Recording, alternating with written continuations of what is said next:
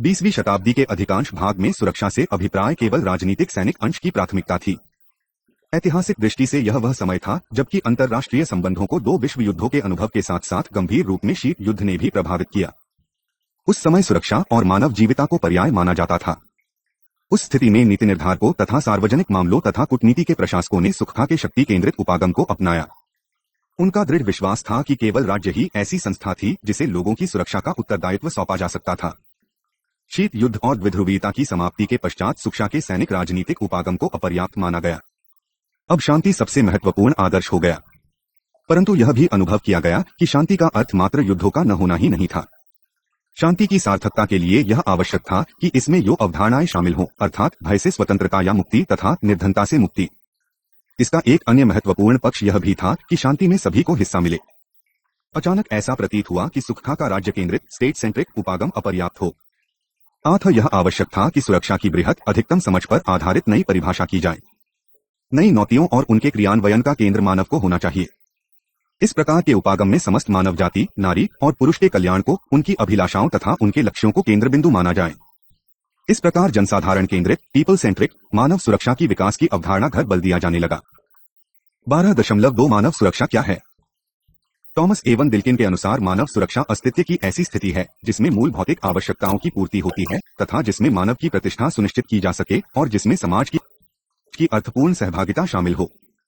यह सब कुछ संयुक्त राष्ट्र विकास कार्यक्रम UNDP की रिपोर्ट में कहा गया था, जिसमें यह तर्क दिया गया कि व्यक्ति को सदैव चिंतित रखने वाली है दैनिक जीवन की चिंताएं, न कि विश्व की भयावह घटनाएं।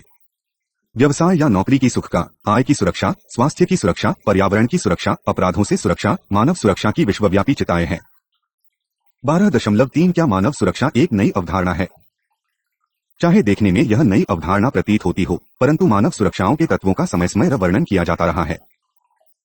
यही भावना संयुक्त राष्ट्र की सुरक्षा परिषद ने 1945 में व्यक्त की थी, जब उसने बुद्ध पीड़ित विश्व से कहा था कि शांति के लिए संघर्ष दो मोर्चों पर होगा। पहला है सुरक्षा का वह मोर्चा जिसमें विजय की उत्पत्ति भय से मुक्ति में होगी। दूसरा मोर्चा है आर्थिक और सामाजिक, जहां मुख निर्धनता से मुक्ति होगी। सुरक्षा का अर्थ होगा नारी और पुरुष दोनों की सुरक्षा तथा उनके घर और रोजगार की सुरक्षा। सन 1976 में स्वीकृत आर्थिक, सामाजिक और सांस्कृतिक अधिकारों की अंतर्राष्ट्रीय प्रसंविदा में इन आदर्शों को वैश्विक मानव सुरक्षा की नई मजबूरियों कंपल्शंस कहा गया। समाजशास्त्रियों ने 1960 के दशक तथा 1970 के आरंभ में सभी लोगों के लिए मूलभूत मानव आवश्यकताओं का विवेचन करना आरंभ कर दिया था। महबूबुल हक और पॉल स्ट्रीटेन ने यह तर्क दिया था कि विकास का मूल कारण था पुरुषों, महिलाओं और बच्चों, वर्तमान और भविष्य रही पीढ़ियों को लक्ष्य माना जाए। विकास का अर्थ था मानव की परिस्थितियों में सुधार तथा लोगों के विकल्पों में वृद्धि। महत्वपूर्ण यह है कि मूलभूत मानव आवश्यकताओं के उपागम में इस बात पर बल दिया जाता है कि प्रत्येक देश की शिक्षा, स्वास्थ्य, आवास, यातायात और पौष्टिकता के न्यूनतम औसत को सुनिश्चित करना होगा। 1990 के दशक के अंत तक समाजशास्त्रियों ने यह तर्क देना आरंभ कर दिया था कि मानव सुरक्षा में निर्किन, सुरक्षित, स्वच्छ और पारिस्थितिकी संतुलित पर्यावरण शामिल होंगे तथा सभी को रोजगार, आय की सुरक्षा तथा नारी और पुरुष संबंधी संवेदनशीलता पर भी विशेष ध्यान दिया जाएगा। मानव सुरक्षा का अर्थ लोगों के घरों में सुरक्षा के साथ राष्ट्र तथा विश्वव्यापी सुख का भी होगा। इस नई अवधारणा के पीछे साधारण तथ्य है निर्धन, अविकसित देशों में सुरक्षा समस्या का अर्थ होता है भूख, अस्वस्थता, जातीय संघर्ष, सामाजिक विघटन, फैलने वाले रोग, प्राकृतिक संसाधनों की क्षति इत्यादि। उधर विकसित और संपन्न देशों में ये समस्याएं हैं नशीले पदार्थों की तस्करी, शरणार्थी आगमन, आतंकवाद, पर्यावरण प्रदूषण तथा व्यापक विनाश के अर्थों का प्रसार। यदि हम मानव असुरक्षा के संकेतों की ओर ध्यान नहीं देंगे तो इसका अर्थ विशेषकर समाज के पिछड़े वर्गों के लिए होगा भोजन की सुरक्षा का अभाव, सीमित साधनों की उपलब्धता, स्वास्थ्य शिक्षा, बिनबी शिष्ट आवास का अभाव, शैक्षणिक अवसरों की अपर्याप्तता और बेरोजगारी के कारण उत्पन्न आमदनी की असुखता। परंतु यह सूची व्यापक नहीं है। जीवन के और भी अनेक भौतिक तथा अन्य पक्षों की अनदेखी नहीं की जा सकती है। 12.4 मानव सुरक्षा की विशेषताएं। मानव सुरक्षा की कुछ महत्वपूर्ण विशेषताएं हैं। ये हैं: मानव सुरक्षा जन केंद्रित है। 2 मानव सुरक्षा सार्वभौमिक है। 3 मानव सुरक्षा पारस्परिक निर्भरता पर आधारित है। 4 मानव सुरक्षा मात्रात्मक और गुणात्मक दोनों है। 4 मानव सुरक्षा सुनिश्चित करने के लिए शीघ्र सुधार के उपाय करने होंगे। मानव सुरक्षा की सफलता के लिए प्रभावी संवेदनशील लोकतंत्र के साथ साथ सजीव नागरिक समाज भी आवश्यक है। राज्य और समाज दोनों की उत्तरदायी तथा अनुक्रियात्मक होना चाहिए। यदि ऐसा नहीं है तो परिणाम होगा मानव की असुरक्षा। मानव असुरक्षा का अर्थ होगा टेढ़ी तिरछी सामाजिक, राजनीतिक और आर्थिक संरचना जी सुरक्षा की अवधारणा को भी बिगाड़ देगी। यदि कहीं मानव सुरक्षा सुनिश्चित नहीं होगी तो वहीं शीघ्र ही देश की सुरक्षा भी संकट में पड़ सकती है। जहां संघर्ष की संभावना अधिक होगी वहां मानव सुरक्षा भी संकट में होगी। इसका परिणाम होगा कि मानव की मूल आवश्यकताओं की पूर्ति नहीं हो सकेगी। संयुक्त राष्ट्र विकास कार्यक्रम यूएनडीपी का मानव विकास सूचकांक इसी तथ्य को उजागर करता है। इसके अनुसार 1990 से 95 में केवल 14% देशों को उच्च स्तर पर रखा गया तथा 34% देश मध्यम श्रेणी में थे। 52% देश तथा अधिकांश अफ्रीका जिस वर्ग में आते हैं उसमें राज्यों के मध्य निरंतर संघर्ष होता रहता है, जो युद्ध जैसा प्रतीत होता है। मानव विकास का सूचकांक इस विकास के 3 प्रमुख आयाम प्रदर्शित करता है: लंबा जीवन लॉन्गेविटी अर्थात जन्म के समय जीवन की अपेक्षा, लाइफ एक्सपेक्टेंसी ऑफ बर्थ ज्ञान वयस्क साक्षरता तथा स्कूल जीवन की अवधि तथा आमदनी खरीदारी करने की क्षमता प्रति व्यक्ति डॉलर में। 12.5 मानव सुरक्षा को चुनौतियां। मानव सुरक्षा को अनेक प्रकार की चुनौतियों का सामना करना पड़ सकता है, परंतु जो सबसे गंभीर चुनौतियों हैं वे हैं स्वाभो आर्थिक, आमदनी, पर्यावरण, व्यक्तिगत, सामुदायिक तथा राजनीतिक चुनौतियों। 5.1 स्वास्थ्य सुरक्षा। पुरानी कहावत है कि यदि संपत्ति नष्ट हो जाती तो कुछ हानि अवश्य होती है, परंतु यदि स्वास्थ्य दलाव हो गया तो सब कुछ गया। यह कहावत स्वास्थ्य सुरक्षा की भावना को सही प्रकार से चरितार्थ करती है। यह विशेषकर विकासशील देशों के लिए सही है। इसके अनेक कारणों में से एक यह भी है कि विकासशील देशों में स्वास्थ्य की समस्या संक्रामक रोगों अर्थात छूत की बीमारियों के कारण उत्पन्न होती है। इनमें कुछ है तपेदिक, टाइफाइड, वस्त तथा श्वास संबंधी बीमारियों। असुरक्षित और गंदा पर्यावरण इन सबका मूल कारण है। उसी प्रकार पीने के स्वच्छ पानी की कमी तथा पौष्टिक आहार की कमी भी स्वास्थ्य को खराब करते हैं। इसके अतिरिक्त सफल घरेलू उत्पाद का नगण्य प्रतिशत ही विकासशील देशों में स्वास्थ्य रक्षा पर व्यय होता है। व्यय का प्रतिमान भी सामान्यतया नगर आधारित है, जो कि प्राय ग्रामीण निर्धनों को हानि पहुंचाकर किया जाता है। प्रशिक्षित और पर्याप्त संख्या में चिकित्सकों का उपलब्ध न होना भी अधिकांश विकासशील देशों की अर्थव्यवस्थाओं में स्वास्थ्य की अनुक्षमता का एक कारण है। एशिया में प्रति 7,000 व्यक्तियों के लिए औसतन 1 डॉक्टर होता है, जबकि अफ्रीका में 36,000 लोगों के लिए औसतन 1 डॉक्टर की व्यवस्था है। जहां तक स्वास्थ्य बीमा का प्रश्न है, संसार भर में गरीब लोग तो इसके लाभ से प्राय उचित रहते हैं। अनेक विकासशील देशों की पांता को तो इस प्रकार के बीमे की जानकारी नाक नहीं है। सबसे गंभीर बात यह है कि प्रायः महिलाएं और बाल स्वास्थ्य अच्छा के शिकार होते हैं। वास्तव में गर्भावस्था तथा बच्चे के जन्म से संबंधित मृत्यु की दर काफी ऊंधी रहती है। यदि महिला को समुचित पौष्टिक भोजन मिले, उनके परिवार नियोजन की अल्पव्ययी सुविधाएं उपलब्ध ही तथा गर्भावस्था के विभिन्न चरणों में उन्हें सामयिक सहायता मिलती रहे तो इनमें से अधिकांश मौतों से बचा जा सकता है। आधुनिक समय में सबसे गंभीर समस्या एड्स HIV एड्स की है। प्रायः कम आमदनी वाले देशों में इस बीमारी से पीड़ित व्यक्ति 15 से 49 वर्ष की आयु के बीच के होते हैं, जबकि यही समय किसी भी व्यक्ति के जीवन का सर्वाधिक महत्व का समय होता है। अफ्रीका में तो यह समस्या अत्यंत गंभीर है। एड्स के फलस्वरूप 10 लाख से अधिक बच्चे अनाथ हो गए हैं। इस बीमारी से पीड़ित महिलाओं की संख्या करोड़ों में हो सकती है। संयुक्त राष्ट्र की एड्स विषयक रिपोर्ट 2000 के विपरीत अफ्रीका में मानव सुरक्षा ऐसे पर्यावरण पर आधारित नहीं रह गई है जिसमें लोग दीर्घकालीन, स्वस्थ और क्रियात्मक जीवन की आशा कर सकें। 5.2 भोजन सुरक्षा। भोजन की असुरक्षा मानव सुरक्षा के लिए प्रमुख चुनौती है। यह आश्चर्यजनक स्थिति है क्योंकि संसार में तथा स्वयं विकासशील देशों में भी खाद्य पदार्थों की आपूर्ति प्रचुर मात्रा में उपलब्ध है। यह चिंता का विषय है कि प्रचुरता के युग में भी ऐसे अनेक देश हैं जहां निर्वाह के लिए नागरिकों को पर्याप्त मात्रा में आहार उपलब्ध नहीं होता ताकि वे उपयोगी और सफल जीवन जी सकें। अक्षरता की लगभग 30% जनसंख्या को भरपूर पौष्टिक भोजन नहीं मिलता और 30% शिशुओं का जन्म ही पौष्टिकताहीन स्थिति में होता है। जो शिशु जन्म के समय कम वजन के पैदा होते हैं वे इस बात का स्पष्ट प्रमाण है कि गर्भवती महिलाओं को पर्याप्त पौष्टिक भोजन से वंचित रहना पड़ता है। 5.3 आर्थिक सुरक्षा। आर्थिक सुरक्षा प्रत्येक समाज के लिए संवेदनशील चिंता का विषय है। वास्तव में यह तर्क दिया जा सकता है कि आर्थिक सुरक्षा को मानव के विकास सूचकांक में प्राथमिकता दी जानी चाहिए। आर्थिक असुरक्षा से विकसित तथा अविकसित दोनों देशों के लोग पीड़ित हैं क्योंकि नौकरियों की स्थिति तथा श्रमिक बल के आकार और गुणवत्ता में तालमेल नहीं होता है। ऐसी स्थिति में भेदभाव एक सामान्य बात हो गई है। यदि लोग अस्थायी अथवा अंशकालिक पार्ट टाइम जॉब में हो, स्थायी या पूर्णकालिक की नौकरी में नहीं, या फिर लिंग के आधार पर वेतन में भेदभाव किया जाता हो, तब भी लोग असुरक्षित अनुभव करते हैं। उसी प्रकार लोग तब भी आमदनी, आय की असुरक्षा का अनुभव करते हैं जब उन्हें जोखिम के कार्य करने पड़ते हैं। आय की असुरक्षा का एक आयाम यह भी है कि मुद्रास्फीति के कारण वास्तविक वेतन के मूल्य में कमी आ जाती है। यद्यपि औद्योगिक अर्थव्यवस्थाएं में कभी कभी वास्तविक वेतन में कमी का अनुभव करती हैं, परंतु विकासशील देशों में इस परिस्थिति का सा गंभीर है। यह चिंता का विषय है। अफ्रीका में यह वास्तविक वेतन में कमी 40% से 80% के बीच तक पहुंच जाती है। अंतर्राष्ट्रीय श्रम संगठन इंटरनेशनल लेबर ऑर्गेनाइजेशन हो की एक रिपोर्ट के अनुसार विश्व की कंबल 25% जनसंख्या स्वयं को आर्थिक रूप से सुरक्षित अनुभव करती है। निर्धनता की रेखा से नीचे रहने वाले लोगों की संख्या में वृद्धि हो रही है, अर्थात जो $1 प्रतिदिन से कम में गुजारा करते हैं उनकी बढ़ती संख्या इस बात का सूचक है कि आर्थिक असुरक्षा कितनी गंभीर हो सकती है। समाजशास्त्रियों का कहना है कि इस समस्या का एकमात्र हल है बेरोजगारी बीमा, परंतु बेरोजगारों की विशाल संख्या को देखते हुए तथा यह ध्यान में रखते हुए कि इस प्रकार बीमा की योजनाओं से वित्तीय स्थिति पर भार बढ़ेगा, यह सुझाव बेरोजगारी बीमा भी विकासशील विश्व की समस्याओं का निदान प्रतीत नहीं होता। 5.4 पर्यावरण की सुरक्षा। सभी राष्ट्रों को मलिभांति ज्ञात है कि मानव सुरक्षा को पर्यावरण की क्षति से भी गंभीर खतरा उत्पन्न नहीं सकता है। इस तथ्य पर अब कोई विश्वास नहीं करता है कि पृथ्वी पर वातावरण पर तथा जल पर मानवीय गलतियों के कारण जो दुष्प्रभाव पड़ते हैं उन्हें आसानी से सुधारा जा सकता है। जनसंख्या की वर्तमान गत्यात्मकता, डायनामिका, तीव्र औद्योगिकरण कार्यक्रम तथा उससे उत्पन्न जीवनशैली परिवर्तन, भूमि का दुरुपयोग या कुप्रबंधन, इन सबका परिणाम है सूखा, मरुस्थलीकरण तथा वन्य विनाश। यह इस बात का संकेत है कि पारिस्थितिकी पर्यावरण की घुरी कितनी संवेदनशील है। स्पष्ट है कि तथाकथित प्राकृतिक विपदाएं सदैव प्राकृतिक नहीं होती हैं। वे प्रायः मानवजनित, दीर्घस्थायी, क्रोनिक तथा भीषण हो सकती हैं। 5.5 राजनीतिक सुरक्षा। राजनीतिक सुरक्षा सामाजिक आर्थिक सुरक्षा की तरह सदा से मानव सुरक्षा का एक महत्वपूर्ण पक्ष है।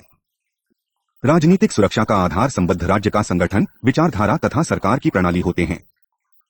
घरेलू राजनीतिक सुरक्षा उन भावनाओं का प्रतिबिंब होती है जिसके द्वारा लोगों को सम्मान का जीवन यापन करने का अवसर मिलता है तथा जहां पर मूल मानव अधिकार सुरक्षित रहते हैं, चाहे सामाजिक वर्गीकरण कुछ भी हो। ऐसे राज्य को प्रभावी और कुशल राज्य माना जाता है। राजनीतिक सुरक्षा के इस रूप में यह निहित है कि संबद्ध राज्य अपना सैन्य व्यय कम करेगा और अधिक धनराशि जनकल्याण पर खर्च की जाएगी। जैसा कि एमनेस्टी इंटरनेशनल का कहना है कि लगभग 100 देश मानव अधिकारों की अवहेलना के, राजनीतिक नजरबंदी और बिना जांच के दंड देने के दोषी पाए गए। स्वतंत्र प्रेस के विषय में संयुक्त राष्ट्र शैक्षणिक, वैज्ञानिक एवं सांस्कृतिक संगठन यूनेस्को के सूचकांक के अनुसार उत्तरी अफ्रीका, पश्चिमी एवं दक्षिणी एशिया में प्रेस की स्वतंत्रता सबसे कम है।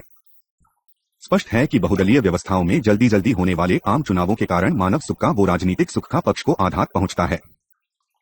5.6 व्यक्तिगत सुरक्षा। 1994 की संयुक्त राष्ट्र विकास कार्यक्रम की रिपोर्ट में, जिसमें विशेषकर मानव सुरक्षा के सैद्धांतिक और व्यावहारिक पक्षों की समीक्षा की गई है, व्यक्तिगत और सामुदायिक सुरक्षा का विवेचन भी किया गया है।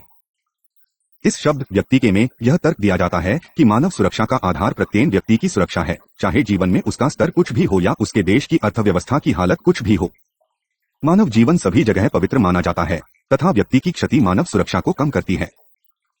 एक आदर्श संसार में व्यक्ति की आयु, उसका लिंग, उसको विशेषाधिकार अथवा उनका अभाव किसी भी प्रकार से उसकी व्यक्तिगत सुख में भेदभाव का कारण नहीं होने चाहिए। बालक बालिकाओं के व्यक्तित्व पर आक्रमण संसार भर में प्रचलित है। हमें उनकी प्रकृति में अंतर हो सकता है। विकासशील देशों में जहां निर्धनता काफी अधिक है, बच्चों से प्रायः बिना पारिश्रमिक के काम कराया जाता है और यह भी जोखिम के कामों में। उसी प्रकार दक्षिण पूर्वी एशिया में बच्ची बालिकाओं में वेश्यावृत्ति बड़ी संख्या में प्रचलित है।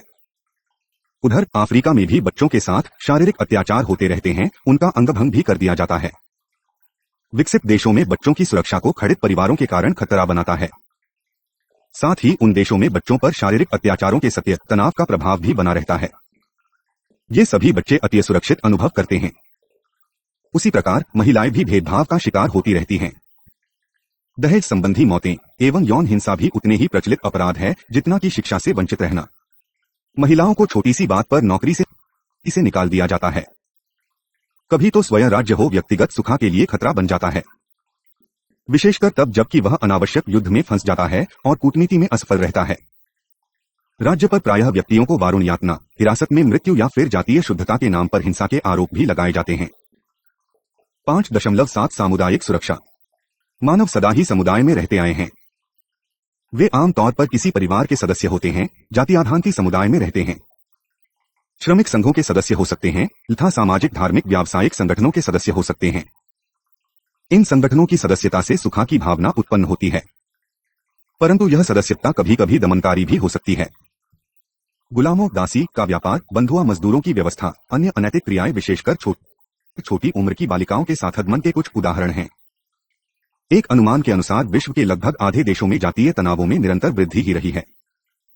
ऐसा प्रायः बेहतर जीवन शैली से वंचित रहने के कारण हो सकता है। श्रीलंका में, पूर्व यूगोस्लाविया में तथा अनेक अफ्रीकी देशों में मानव सुरक्षा और व्यक्तिगत सुरक्षा सभी के लिए खतरे उत्पन्न होते रहे हैं। मानव सुरक्षा के लिए उत्पन्न इन खतरों के अतिरिक्त समाजशास्त्रियों का तर्क है कि राष्ट्रों को मध्य भेदभाव अथवा असमानता क्योरिटी भी मानव सुरक्षा के लिए एक प्रमुख चुनौती हो सकती है। यह भेदभाव अथवा असमानता संसार की संरचना की प्रकृति में ही निहित है। अन्य शब्दों में, हमको वर्तमान भूमंडलीय व्यवस्था में निहित उतरों से भी सतर्क रहना चाहिए। इन चिताओं के पीछे बड़ी शक्तियों की विपदाओं को टालने में असमर्थता मिल है। पर्यावरण की चुनौती एक गंभीर संकट है। सभी लोग जानते हैं कि किसी एक स्थान पर प्रदूषण का अर्थ है सब जगह पर प्रदूषण, क्योंकि प्रदूषण राष्ट्रीय सीमाओं से बाध्य नहीं होता। किसी एक देश में यदि वातावरण कलकर डाइऑक्साइड से प्रदूषित हो जाता है तो इसके परिणामस्वरूप अनेक देशों में एसिड की वर्षा होनी आवश्यक है। गंधक सल्फर का जमाव वनस्पति, वेजिटेशन और जल की आपूर्ति के लिए हानिकारक है। उसी प्रकार कार्बन के रिसाव से ओजोन परत, ओजोन लेयर की क्षति होती है, जिससे मानव स्वास्थ्य पर कुप्रभावों पड़ता है। इन कुप्रभाव के गंभीर परिणाम से त्वचा का कैंसर तक हो सकता है। उसी प्रकार ग्रीन हाउस गैसी, विशेषकर मिथेन के जमाव से भूमंडलीय गर्मी, ग्लोबल वार्मिंग में वृद्धि होती है। समुद्र की सतह ऊपर आती है, जिसके फलस्वरूप भूमि का रिसाव होता है, और यह स्वाभाविक है कि राष्ट्रीय प्रदेशों में कमी आती है। बांग्लादेश कुल विश्व के उलार्जन एमिशन का 0.3% करता है, परंतु यदि सागर का स्तर मात्र 1 मीटर बढ़ जाए तो इसकी भूमि का आकार 17% तक घट सकता है। मानव असुरक्षा वास्तव में पिछले 2 दशकों में बढ़ी है, क्योंकि पारिस्थितिकी व्यवस्था अब कमजोर हो गई है।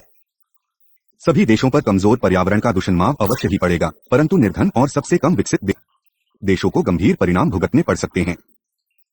इसके समाधान के लिए पर्यावरण के प्रदूषण को हर संभव उपाय से रोका जाए, मिट्टी को फिर से सशक्त बनाया जाए, पानी के उद्गम स्थली को सुरक्षित किया जाए, जल आपूर्ति व्यवस्था में सुधार हो, तापमान को नियंत्रित किया जाए, कूड़े कचरे के प्रबंधन सुधार किया जाए और स्वच्छ एवं हरित वातावरण पर बल दिया जाए। भूमंडलीय असुरक्षा, जिसके साथ मानव सुरक्षा जुड़ी हुई है, का एक कारण जनसंख्या परिवर्तन भी है। यह विशेषकर विकासशील तथा कम आमदनी वाली अर्थव्यवस्थाओं पर अधिक प्रभाव डालता है। इसका तात्कालिक प्रभाव उन घटते संसाधनों पर पड़ता है जिनका नवीकरण ही नहीं हो सकता है। इसका प्रभाव सामाजिक सेवाओं, रोजगार के अवसरों तथा बाजार की क्षमता पर भी पड़ता है। अल्पकाल या मध्यम काल में जब जनसंख्या में इतनी अधिक वृद्धि हो जाएगी कि उसके बोझ को देश के संसाधन संभाल नहीं सकेंगे, उस समय सामाजिक जातीय हिंसा और संघर्ष के अतिरिक्त पर्यावरण की क्षति भी होगी। यही नहीं, स्वयं राज्य की उत्तरजीविता पर भी प्रश्न चिन्ह लग जाएगा। प्रवासन, विस्थापित व्यक्तियों की समस्या तथा शरणार्थियों का निर्धन देशों से विकसित देशों में आगमन भी कम गंभीर समस्याएं नहीं हैं। यह स्थिर समाज को भी संकट में डाल सकती है। औद्योगिक देशों की आमदनी कुल संसार की आय का 80% है तथा उनके पास विकास के अनेक अवसर भी उपलब्ध हैं। अतः उनके देशों में प्रवासन इग्रेशन को रोकना कठिन कार्य है। दक्षिणी दुनिया से 1960 और 1990 के बीच लगभग 3,50,00,000 लोग उत्तर के विकसित देशों में जा बसे हैं। अवैध प्रवासियों की संख्या भी 1 करोड़ से अधिक मानी जाती है। यह संख्या वैध रूप में आए विस्थापितों और शरणार्थियों की संख्या के अलावा है। बड़ी संख्या में लोगों का विकसित देशों की ओर प्रवासन इस बात का संकेत है कि उनके अपने देशों में रोजगार के अवसर बहुत कम हैं, जबकि विकसित देशों में प्रशिक्षित और अप्रशिक्षित दोनों प्रकार के श्रमिकों की मांग बहुत है। समस्या इसलिए और भी गंभीर हो गई है क्योंकि स्वयं विकसित और औद्योगिक देशों में आर्थिक विकास रुक सा गया है, जिसके कारण रोजगार में कमी आई है और रोजगार विहीन विकास हो रहा है। इन सब ने मानव सुरक्षा के लिए गंभीर समस्याएं उत्पन्न कर दी हैं। 12.6 उपसहाराई अफ्रीका, सब सहारन अफ्रीका में मानव सुरक्षा। अफ्रीका महाद्वीप आज वैश्विक मानवता और वैश्विक अंतरात्मा के लिए चुनौती है। इस महाद्वीप में जो गंभीर समस्याएं हैं, उनके कारण अफ्रीका में निरंतर संघर्ष चलता रहता है और लगता है कि यह महाद्वीप स्वयं से ही युद्ध कर रहा है। डेविड पेनेंट्री ने अपनी पुस्तक द अफ्रीकन बर्डन में लिखा है कि अफ्रीका की लंबे समय से चल रही गरीबी ने इसे स्थायी रूप से आर्थिक पिछड़ा हुआ बना दिया है और यदि इसे विश्व के मानचित्र से पूरी तरह हटा भी दिया जाए तो भी किसी को इसकी चिंता नहीं होगी। सामान्य व्यक्ति के लिए अफ्रीका की समस्याओं को समझना आसान नहीं है। यह एक ऐसा महाद्वीप है जिसमें हर प्रकार की धातुएं, प्रत्येक प्रकार के खनिज पदार्थ तथा कृषि उत्पाद उपलब्ध है। ऐसी स्थिति में अफ्रीका यो धनी प्राकृतिक आधार और संपदा में निरंतर होता ह्रास समझ पाना कठिन है। इस संबंध में क्यामे नहुमा के विचार सराहनीय हैं। उन्होंने कहा था कि अफ्रीका एक विरोधाभास है। यह निर्धन है क्योंकि यह संपन्न धनी है। उधर ओबासंजो ने भी कुछ मिलते जुलते विचार व्यक्त किए। अफ्रीका तृतीय विश्व का तृतीय विश्व है। ये दोनों कथन इस बात की ओर संकेत करते हैं कि अफ्रीका अत्यधिक उपेक्षित रहा है। अफ्रीका की इस आर्थिक दशा का प्रभाव यहाँ की राजनीतिक रूप से अस्थिर और सामाजिक रूप से खंडित व्यवस्था पर पड़े बिना रह नहीं सकता। इसका भविष्य में यह प्रभाव हो सकता है कि आर्थिक स्थिति में और भी गिरावट आए तथा साथ ही और अधिक राजनीतिक विघटन भी हो सकता है। राजनीतिक रूप से अफ्रीकी राज्यों में कहीं सैनिक तानाशाही है तो कहीं ऐसा लोकतंत्र है जहां उनका क्रियान्वयन सही प्रकार से नहीं होता है। शक्ति और विशेषाधिकारों का कुछ थोड़े से लोगों के हाथों में केंद्रीकरण पाया जाता है। वर्तमान नेतृत्व का कोई विश्वसनीय विकल्प दिखाई नहीं देता है। लगभग 2/3 अफ्रीकी देशों में प्रभावी नागरिक समाज के रूप में जनसाधारण की भागीदारी लगभग नहीं के बराबर है, और जहां भागीदारी है भी वहीं पर भी यह प्रभावी नहीं है। मीडिया, समाचार पत्र पत्रिकाओं और इलेक्ट्रॉनिक माध्यमों का कार्य संपादन भी निम्न स्तरीय है। वहीं पर सत्ता, वैधानिकता और जवाबदेही का भी अभाव है। समस्त महाद्वीप की एक सामान्य विशेषता यह भी है कि अधिकांश राज्य पैतृक, लूटमार करने वाले तथा मुफ्तखोर प्रकृति के हैं। यद्यपि इन बीमारियों के स्तर में विभिन्न राज्यों में अंतर अवश्य है, फिर भी अधिकांश राज्यों को मुलायम राज्य, सॉफ्ट स्टेट कहा जाता है, क्योंकि वे आसानी से किसी भी आपदा के शिकार हो सकते हैं। भयंकर भ्रष्टाचार के शिकार हैं। सिद्धांत विहीन नौकरशाही तथा बेईमान राजनीतिज्ञ की मिली भगत अब आम बात हो गई है। सार्वजनिक कोष से वे आसानी से धन व्यय कर सकते हैं, निजी और सार्वजनिक में अंतर कर सकना कठिन कार्य हो गया है। व्यक्तिगत शक्ति का बोलबाला है, क्योंकि मुलायम राज्यों में जिसके हाथों में सत्ता है यह कुछ भी कर सकता है। इस स्थिति में अफ्रीका आर्थिक अकुशलता और राजनीतिक कुप्रबंधन का प्रतीक हो गया है। इस परिवेश में मानव असुरक्षा का एक प्रमुख मुद्दा सरकारी तंत्र या शासन व्यवस्था का अभाव माना जाता है, क्योंकि यह तो सरकार का कार्य है कि वह यह तय करे कि किसे क्या मिलना चाहिए, कब और कितना मिलना चाहिए। स्वाधीनता के 4 दशक बाद भी अफ्रीका की राजनीति प्रायः राज्य केंद्रित, सैनिकवाद पर आधारित तथा पुरुष प्रधान व्यवस्था की रही है। अफ्रीका उन सभी चुनौतियों का शिकार है जिनकी समीक्षा इस इकाई में की गई है। अफ्रीका में मानव सुरक्षा एक स्वप्न मात्र है। स्वारूई की असुका सबसे गंभीर स्थिति में है। स्वास्थ्य सुरक्षा की अनदेखी के साथ साथ अधिकतर सरकारें सैन्य पर बड़ी राशि खर्च करती है। आत्म स्वास्थ्य रक्षा के लिए थोड़ी राशि ही बचती है। संक्रामक रोगों के अतिरिक्त एड्स रोग समाज के अस्तित्व को ही खतरे में डाल सकता है। नवीनतम सूचना के आधार पर यह अनुमान लगाया जाता है कि अगली 4 पीढ़ियों के बाद दक्षिण अफ्रीका पुनः 1910 की पिछड़ी हुई स्थिति में पहुंच जाएगा। उसी प्रकार आमदनी का अंतर भी तेजी से समाज को धनवान और निर्धन वर्गों में विभाजित करके आर्थिक असुरक्षा को बढ़ा रहा है। अफ्रीका की अर्थव्यवस्था वैश्विक अर्थव्यवस्था के साथ एकीकरण करने, मेल बैठाने में असफल रही है। इसलिए विदेशी सहायता, विदेश व्यापार और पूंजी निवेश से कोई लाभ नहीं हो पाया है। चाहे अदृश्य आर्थिक सुधार हुए हैं और निर्धन पहले से अधिक निर्धन नहीं हुए हैं, फिर भी आय की विषमताएं अफ्रीका के नीति निर्धारकों के लिए चिंता का विषय बनी हुई। अफ्रीका में पर्यावरण की असुरक्षा भी चिंता का विषय बनी हुई है। इसका प्रमुख कारण है विकास के भौगोलिक तत्वों की विषम प्रकृति।